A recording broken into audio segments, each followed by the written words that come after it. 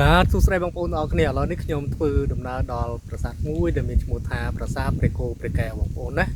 ប្រាសាទនឹងដូចជាស្ថិតនៅភូមិព្រះគោចាស់បាទឃុំស្វាយជ័យស្រុកអង្គរធំខេត្តសៀមរាបបងប្អូនណាមិញខ្ញុំធ្វើដំណើរចេញពីប្រាសាទមួយដែលមានឈ្មោះថាប្រាសាទពងរោដែលស្ថិតនៅខាងកើតនឹងដែលមានចម្ងាយពីគ្នាប្រមាណជា2គីឡូម៉ែត្របងប្អូនណា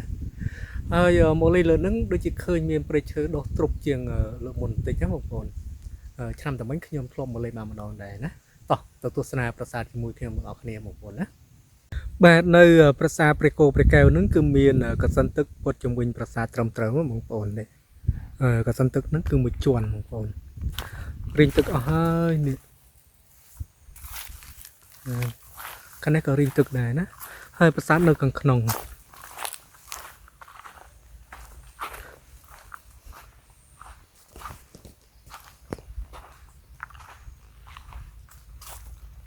បាទនេះ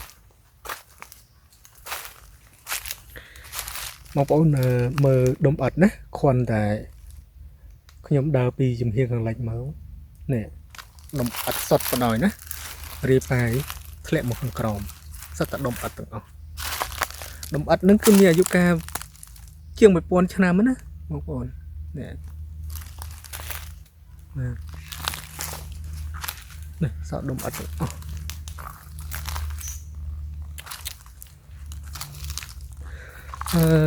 កាលពីមុនខ្ញុំមកលេងដូចជាសល់តែគ្រឹះប្រាង្គប្រាសាទទេណាសម្រាប់ប្រាង្គប្រាសាទគឺត្រូវបានជន់ទៅចរិតជីកោះបំផ្លាញអស់ហើយណាបងប្អូនដូចជាមានប្រាង្គប្រាសាទ3ណានេះដល់ហើយណាបងប្អូនដល់ហើយនេះគឺគ្រឹះប្រាសាទណាថ្មបាយក្រៀមបងប្អូនគ្រឹះប្រាសាទនៅកន្លែងហ្នឹងគឺមានប្រាង្គប្រាសាទមួយណាតែឥឡូវគឺបាត់រូបរាងហើយណាសម្បីតែគ្រឹះក៏បាត់ដែរបាទហើយកន្លែងហ្នឹងគឺមានប្រាង្គប្រាសាទមួយប្រាង្គនៅចំកណ្ដាលបងប្អូនណានេះកន្លែងហ្នឹងណានេះមកដល់នេះប្រាង្គកណ្ដាលគឺធំ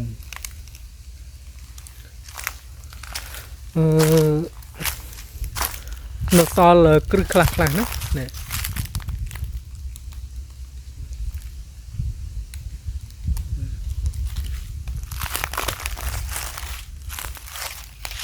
ហើយខាងនេះគឺប្រាង្គចំហៀងខាងត្បូងបងប្អូនណាមានប្រាង្គចំនួន3ហើយប្រាង្គខាងជើងគេគឺបាត់រូបរាងហើយ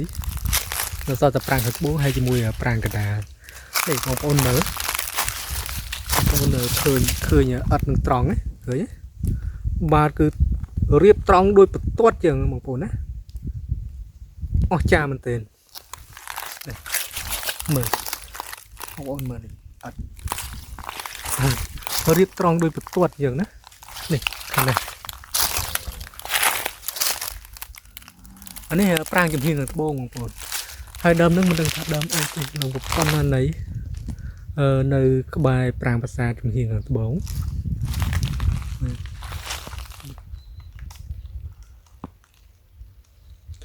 មកលេងប្រាសាទព្រះគោព្រះកែវនឹងចូលមកដល់ដូចមានអារម្មណ៍មួយទៅព្រឺបងប្អូនបាទព្រឺមែនទេបើទៅលេងប្រាសាទផ្សេងអត់មានអារម្មណ៍ព្រឺទេមកលេងប្រាសាទនឹងប្រហែល2ដងហើយខ្ញុំមានអារម្មណ៍ព្រឺរហូតទៅចូលមកណា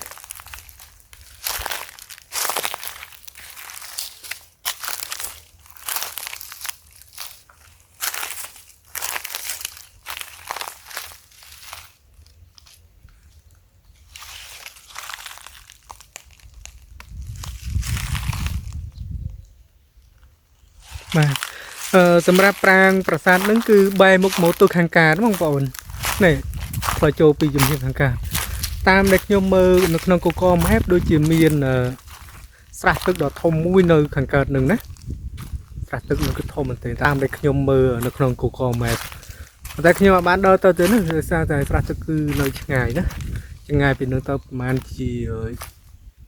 500 ម៉ែត្រទៅ600 ម៉ែត្រណាកន្លែងហ្នឹងដូចមានកត្រងគោអាចនិយាយភូមិចងគោនៅកន្លែងហ្នឹង ខ្ញុំមិនដឹងមិនទេបងប្អូនឲ្យតែមកលេងប្រាសាទព្រះគោព្រះកែវមានអារម្មណ៍ព្រឺរហូត2ដងហ្នឹង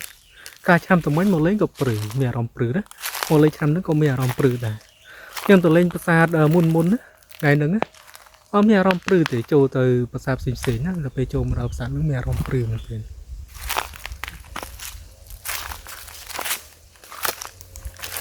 បាទសម្រាប់ប្រាង្គកណ្ដាលជាមួយប្រាង្គជំហានខាងត្បូងគឺសល់គ្រឹះណាហើយប្រាង្គនៅជំហានខាងជើងគឺបាត់គ្រឹះសូនហើយជន់ទៅចរិតជីកកកាយតិចទីអស់ណាបាទឥឡូវទៅមើលខាងក្នុងបន្តិច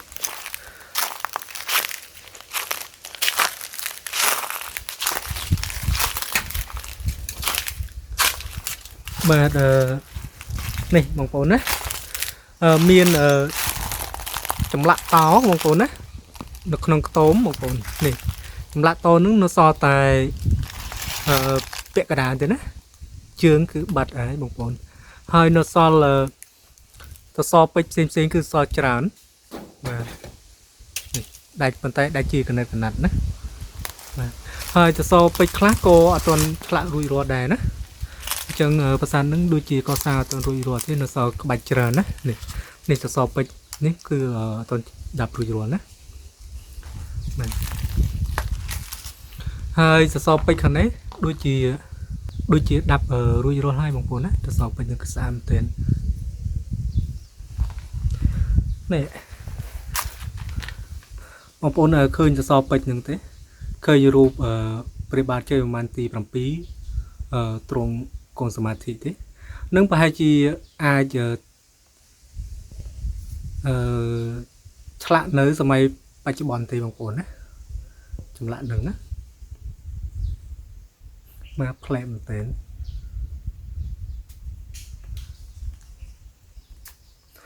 ហើយខាងនេះក៏មានចម្រឹងដែរណាបងប្អូនមានចម្រឹងនេះប៉ុន្តែចម្រឹងហ្នឹងគឺដាច់ជាកណិតកណាត់អស់ហើយបើសសរពេជ្រវិញមួយដើមហ្នឹងគឺដាប់រួចរាល់ណាបងប្អូនប្រហែលដើមទៀតគឺដូចជាដាប់អត់ទាន់រួចរាល់ទេបាទច្រើនមែនទែនក្នុងខ្ទមហ្នឹងណាបាទសូមបញ្ជាក់ម្ដងទៀតណាបងប្អូនប្រាសាទហ្នឹងគឺស្ថិតនៅភូមិព្រះគោចាស់ណាសម្រាប់ភូមិព្រះគោថ្មីគឺនៅត្បូងនោះទៀតនៅខាងត្បូងឃុំស្វាយជេកណាបាទស្ថិតនៅភូមិព្រះគោចាស់ឃុំស្វាយជេកស្រុកអង្គរធំខេត្តសៀមរាបណាបាទកាលពីមុនខ្ញុំមកលេងខ្ញុំហៅប្រាសាទព្រះគោតាមពិតប្រាសាទហ្នឹងគឺឈ្មោះថាប្រាសាទព្រះគោព្រះកែវបាទនឹងប្រហែលជាអ្នកភូមិដាក់ឈ្មោះឲ្យណាបាទចម្លាក់តោខ្ញុំមកលេងលើកទី2ណាប្រាសាទព្រះគោព្រះកែវ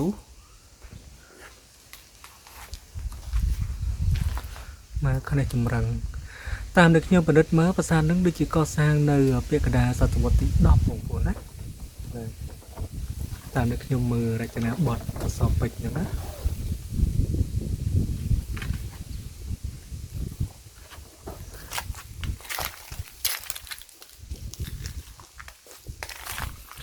បាទចូលមកដល់ក្នុងនឹងដែលមានព្រៃឈើច្រើនអញ្ចឹងទៅគឺជាក់ស្រាប់បណ្ដោយណាបងប្អូនជាក់ស្រាប់នេះសោកស្ដាយកន្លែងហ្នឹងមែនតើណាកន្លែងហ្នឹងគឺប្រាង្គប្រាសាទមួយប៉ុន្តែបាត់សមោលណាបាត់សមោលនេះដល់ពេលកំណោដុំអត់គឺនៅកន្លែងហ្នឹងណារាយប៉ាយ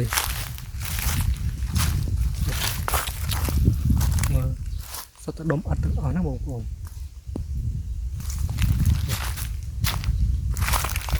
សុទ្ធតែកំណោដុំអត់ទាំងអស់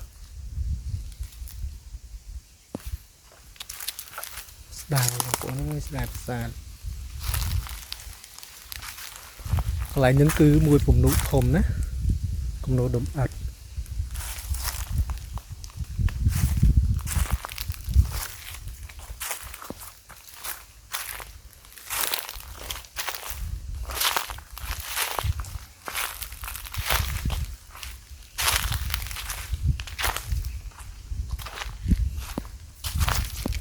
នេះដុំថ្មបាយក្រៀមគ្រឹះប្រាសាទណា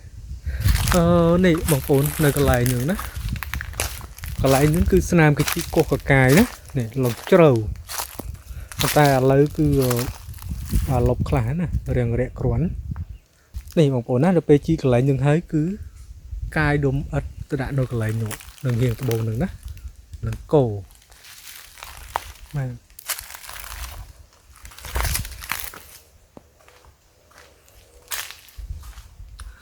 បាទនឹងនៅខាងក្រោយប្រាសាទបងប្អូនណាចម្លាក់រូបព្រះគោជាមួយព្រះកែវសម្រាប់ព្រះនាងខ្ញុំភ្លេចឈ្មោះរបស់ទ្រង់បាទឯណាបាទចម្លាក់នឹងគឺចម្លាក់ពេលបច្ចុប្បន្នទៅណាបងប្អូន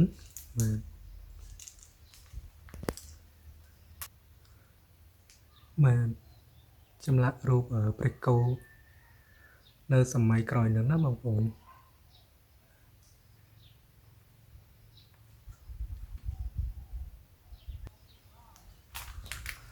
បាទតែប៉ុណ្ណឹងទេបងប្អូនណាប្រាង្គប្រាសាទព្រះគោព្រះកែវណាបាទប្រាង្គប្រាសាទហ្នឹងគឺកសាងអំពីអត់ថ្មភក់ហើយជាមួយថ្មបៃក្រៀមណាបងប្អូនហើយប្រាង្គប្រាសាទហ្នឹងគឺស្ថិតនៅភូមិព្រះគោចាស់បាទឃុំស្វាយជ័យស្រុកអង្គរធំខេត្តសៀមរាបណាបងប្អូនហើយចេញពីប្រាសាទហ្នឹងគឺខ្ញុំទៅលេងប្រាសាទមួយទៀតដែលមានឈ្មោះថាប្រាសាទគោកបង្រោណាបាទអត់មែនប្រាសាទបង្រោទេណាគឺប្រាសាទគោកបង្រោបាទដែលស្ថិតនៅក្នុងភូមិកណ្ដុលណានៅក្នុងឃុំស្វាយជ័យស្រុកអង្គរធំខេត្តសៀមរាបបាទនៅខាងកើតនឹងឯងមានចម្ងាយពីគ្នាប្រមាណជា3គីឡូម៉ែត្រទៀតបងប្អូនត្រូវធ្វើដំណើរបែបលក្ខណៈផ្សងព្រេងទៅដល់ប្រាង្គប្រាសាទនឹងណាបាទ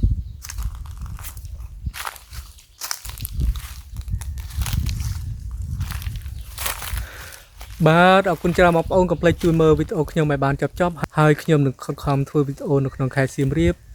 ឬមួយក៏នៅតាមបណ្ដាខេត្តផ្សេងៗបាទអរគុណច្រើនបងប្អូនបាយបាយ